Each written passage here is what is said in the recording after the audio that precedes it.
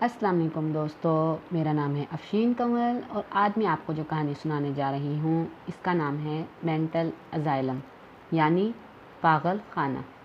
दोस्तों, जिस जगह हम रहते हैं वहाँ पर एक घर में एक लड़का रहता है। इसका नाम दानिश है, जिसे सोशल वर्किंग का बहुत शौक़ है। वो अपने दोस्तों के साथ मुख्तलिफ़ जगहों पर जाता है, वहाँ पर रहने वाले लोगों को जो भी प्रॉब्लम हो इसका हल निकालता है। अगर किसी गांव में हॉस्पिटल नहीं है, पानी की किल्लत है या फिर बिजली की, इन्हें दूर करने की कोशिश करता है। इसकी टीम 7 लोगों पर मुश्तमिल है, जिनमें ये और इसके 6 दोस्त हैं। वो हमारे घर के करीब रहता है और हम एक ही स्कूल में भी पढ़े हैं, तो इसलिए वो मेरा भी दोस्त है। अक्सर हमारी बातचीत हो जाती है। एक दिन इसी तरह हम बैठे बातें कर रहे थे कि इसने मुझे बताया कि एक दिन हम लोग एक पागल खाने गए थे। वो काफ़ी बड़ा था। वहाँ पर बच्चे, जवान और बूढ़े सभी तरह के पागल हैं। हर तरह के पागलों को मुख्तलिफ़ जगहों पर रखा गया है। जैसे सब बच्चों को बड़ों से अलहदा और बड़ों को बूढ़ों से अलहदा। और इनमें भी जो बच्चे ज़्यादा ख़तरनाक हैं यानी कि ज़्यादा पागल हैं, इन्हें बाकी बच्चों से अलहदा कमरे में रखा गया है। जवानों और बूढ़ों में भी इसी तरह का फ़र्क है। इस तरह एक दफ़ा हम पागल खाने गए थे तो सब बच्चों के साथ खेल रहे थे। इन्हें खाना खिलाया। हम में से एक ने तो सब बच्चों को कहानी भी सुनाई, लेकिन अचानक मेंटल अजाइलम का सायरन बजा तो वहाँ का अमला इधर उधर भागने लगा। हम सब दोस्त समझ नहीं पा रहे थे कि क्या हुआ है और ना ही कोई हमें बता रहा था। लेकिन जब सायरन बजना ख़त्म हुआ तो हमने एक डॉक्टर से पूछा कि हुआ क्या था।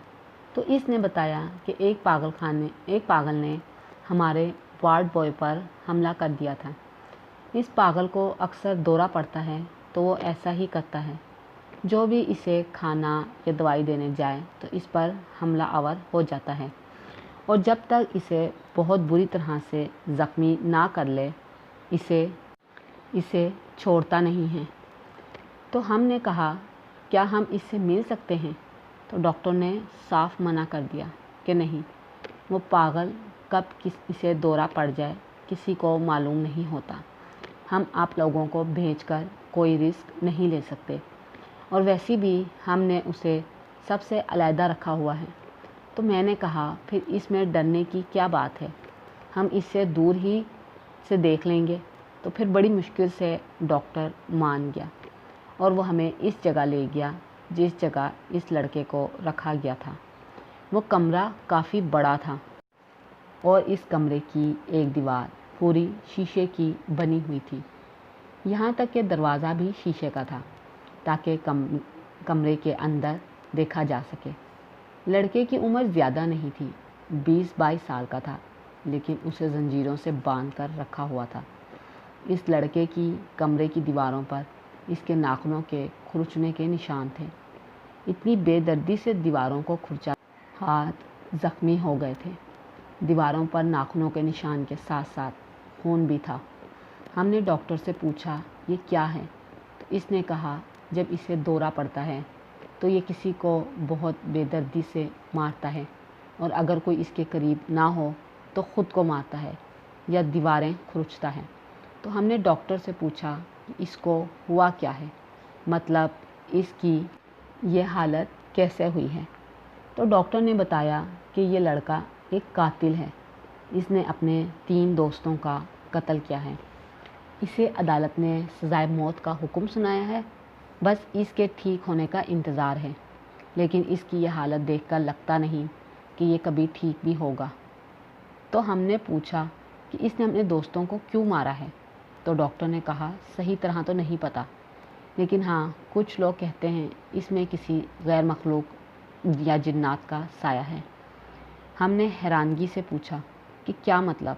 तो डॉक्टर ने बताया कि साइंस इन बातों को नहीं मानती, लेकिन हम डॉक्टर्स का कहना है कि इसका दिमाग पर अपने दोस्तों के कत्ल का और इसके बाद सज़ाए मौत का हुक्म सुनने के बाद اس نے اپنا دماغی سلطنت کھو دیا ہے، لیکن کچھ لوگ کہتے ہیں کہ اس کے اندر کوئی بدروح آ گئی ہے جس کی وجہ سے اس نے اپنے ساتھیوں کو مارا۔ اب سچ کیا ہے یہ تو صرف اللہ ہی جانتا ہے۔ خیر، ہم نے ڈاکٹرز کی باتیں سن کر سچائی کا پتہ لگانے کا فیصلہ کیا۔ ہم نے ڈاکٹر سے اس کے گھر کا ایڈریس معلوم کیا اور اگلے دن اس کے گھر چلے گئے۔ گھر جا کر معلوم ہوا کہ اس کے گھر میں اس کے امی ابو، دادا دادی اور ایک چھوٹی بہن ہے۔ ہم نے انہیں جا کر بتایا کہ ہم مینٹل اسائلم سے آ رہے ہیں، آپ کے بیٹے ناصر کے بارے میں کچھ جاننا چاہتے ہیں۔ انہوں نے ہمیں اندر بلا لیا اور بیٹھنے کو کہا تو انہوں نے کہا، آپ ہیں کون اور ناصر کے بارے میں کیا جاننا چاہتے ہیں؟ تو ہم نے بتایا کہ ہم سوشل ورکر ہیں، سوشل ورکنگ کے لیے مینٹل اسائلم گئے تھے۔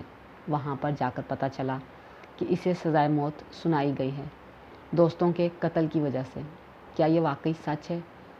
تو ناصر کے ابو رو پڑے اور کہا کہ اللہ جانتا ہے کہ کیا سچ ہے، لیکن ہمیں اتنا پتہ ہے کہ ناصر کسی کا خون نہیں کر سکتا، کیونکہ اس نے آج تک کسی سے بد کلامی نہیں کی، تو وہ خون کیسے کرے گا؟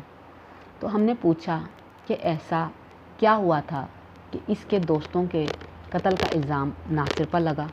تو ناصر کے ابو نے بتایا کہ میرا بیٹا اور اس کے 3 دوست مختلف جگہوں کی ویڈیوز بناتے ہیں یوٹیوب کے لیے۔ ایک دن بھی ان سب نے شہر سے باہر جانا تھا۔ ناصر کے تینوں دوست ہمارے گھر آئے ہوئے تھے۔ دوپہر کا کھانا ہم نے ایک ساتھ کھایا اور پھر کھانے سے فارغ ہو کر یہ چاروں اپنی گاڑی میں بیٹھ کر نکل گئے۔ انہوں نے کسی کھنڈر حویلی کی ویڈیوز بنانی تھی۔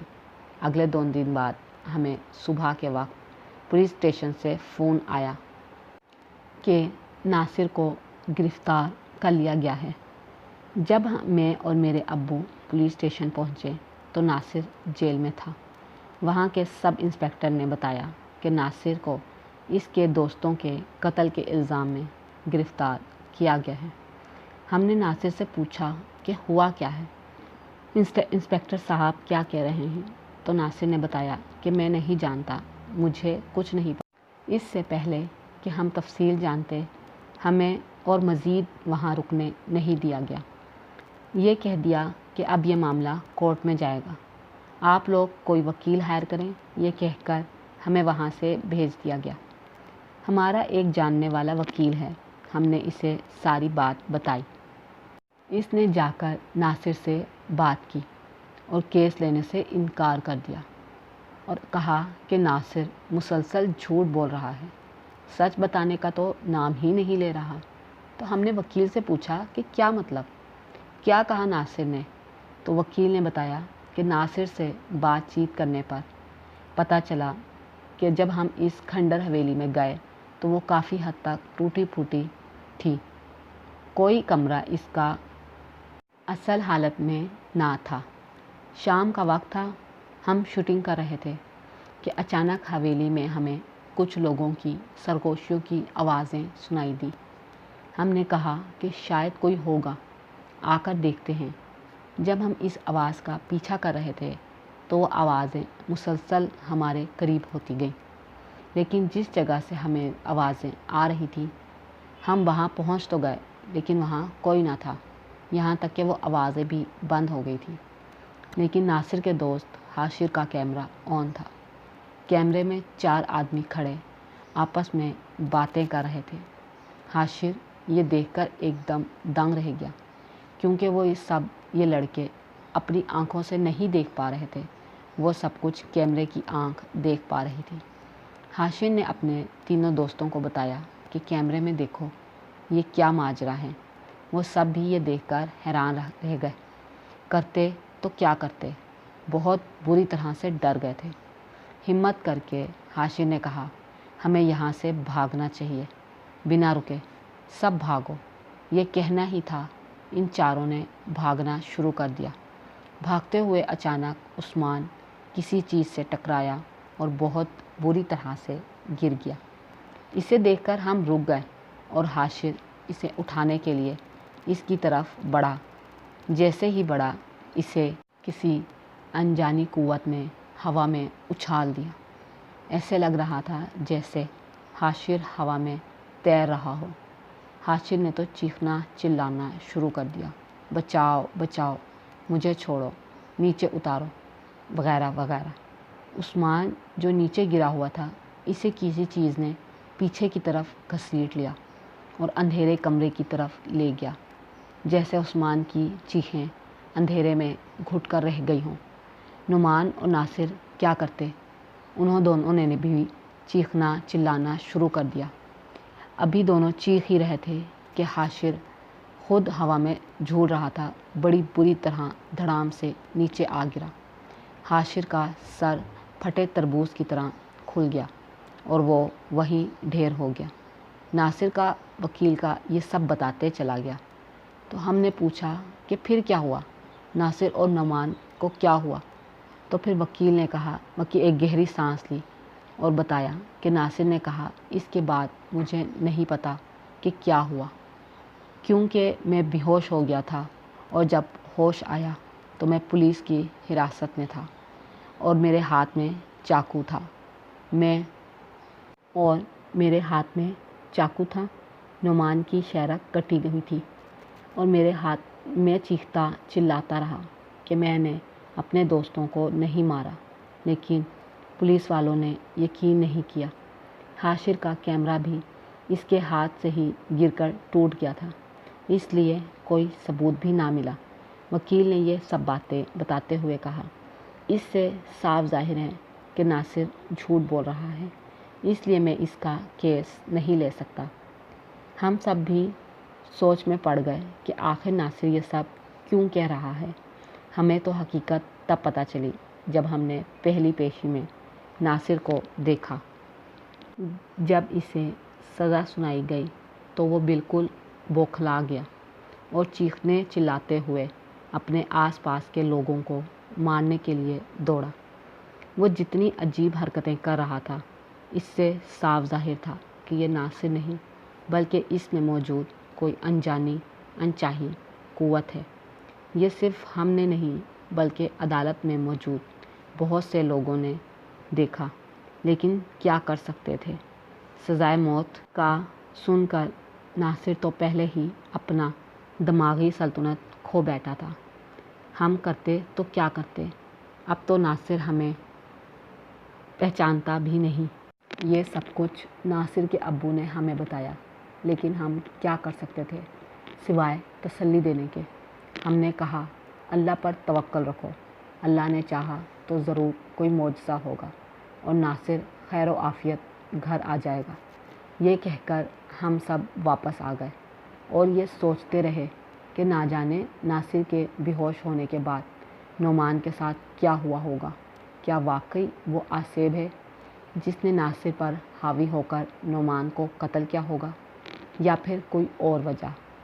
خیر، ہم سب تو گھر آ گئے اور اب میں تمہارے سامنے ہوں، دانش کہتا چلا گیا۔